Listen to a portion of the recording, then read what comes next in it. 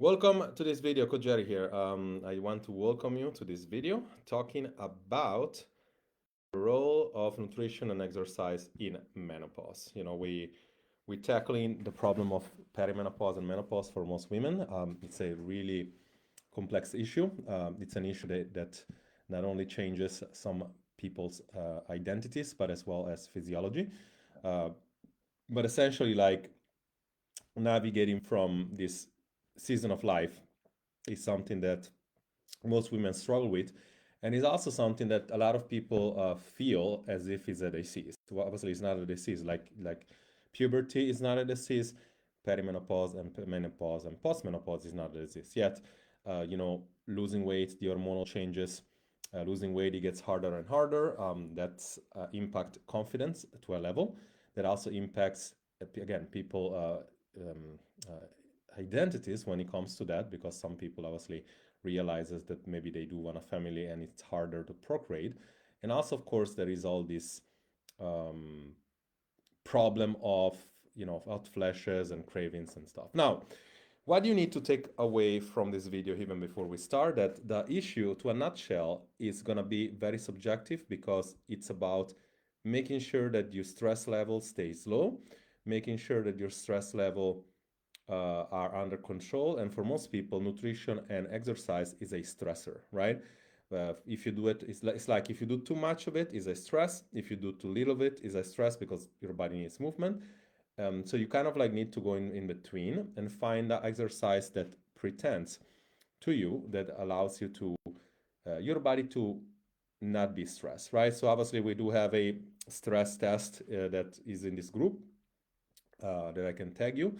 A comment here, stress, if you want me to tag you on that, because obviously we know that we're stressed, but unless you can measure it, you're never going to be able to know whether or not you are stressed.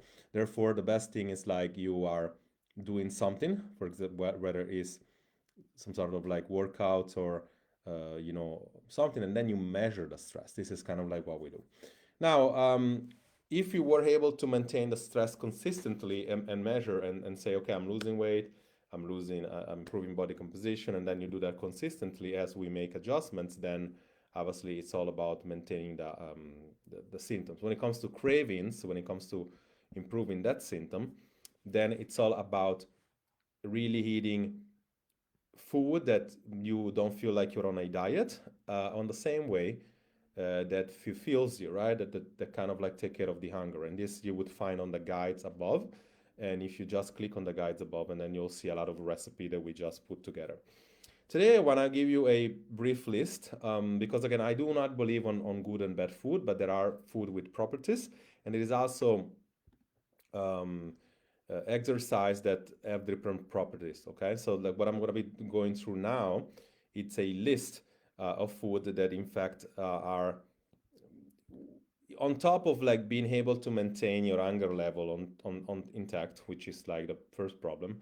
Then you also need to be able to really choose better food at times, right? Obviously, you always want to go to a level of knowledge when it comes to calories. I mean, you want to go to a level of respect when it comes to calories, because we know that if we eat dark chocolate, it's always going to be more caloric than watermelon, for instance. But for example, we got dark chocolate here, and it is on the list. It's magnesium-rich food, right? So if you need magnesium, obviously you could potentially get magnesium, but if you can also take it from the dark chocolate, almonds, peanut, bananas, that take care of mood regulation and sleep, right? That's magnesium.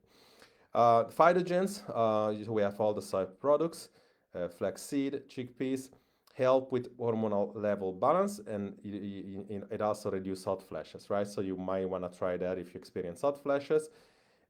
Calcium and vitamin D, so all the dairy product fortified. You do want to have leafy green salmon. Obviously, it supports bone health and it reduces osteoporosis. You do want to have a level of respect of whether or not you are allergic or intolerant to, lactose intolerance, like I am. For example, the issue with me is like I would not go to the restroom even if I am a very strong lactose intolerance, and it was getting on my ferritin, right? So we had to investigate, so many times we couldn't find a solution. So I highly suggest that you have a sense for that. The other thing is that healthy fats. So you want to go with omega, so oil of olive, fat-free, avocado. That reduces inflammation. Like I said before, the family of almonds, spinach, bananas, dark chocolate. That would help with mood regulation and sleep. All the family of berries, oranges, green peppers. That reduces oxidative stress. And by the way, if you want a list of this, you want this as a list, just comment down list and I'm gonna reach out to you. I'm gonna provide it to you. And obviously, all that hydrates you, like watermelon, herbal teas, cucumbers, that's good for hydration and managing hot flashes. You wanna stay away from caffeine and alcohol for the most part, or like limited, because that would interrupt and disrupt your sleep, worsening the fatigue. Obviously, sugary food, we know that as well. Practical tips, you really want to implement again low calorie, high dense volume food, lean protein and healthy fats for the most part to make sure that you're balancing your hormonal as well. When it comes to exercise, cardiovascular activity for most people or courses will do damage.